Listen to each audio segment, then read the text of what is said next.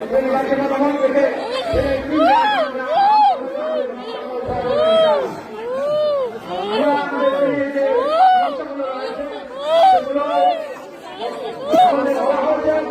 সমস্যাগুলো আমাদের পূরণ করার জন্য দাবি থাকবে।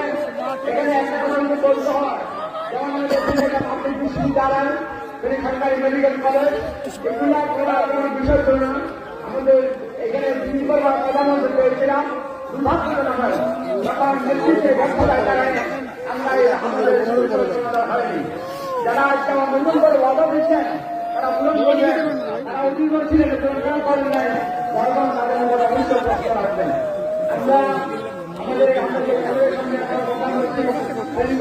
সমস্যা রয়েছে, এখানে 22,000 ছাত্রছাত্রীর জন্য এক ভবন নেই, ছাত্ররা আপনারা ভবনের ক্লাস করতে পারবেন না।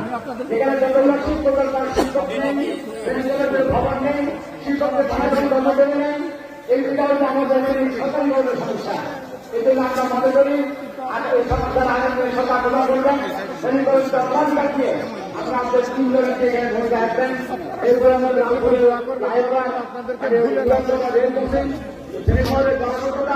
বিশেষ করে এখানে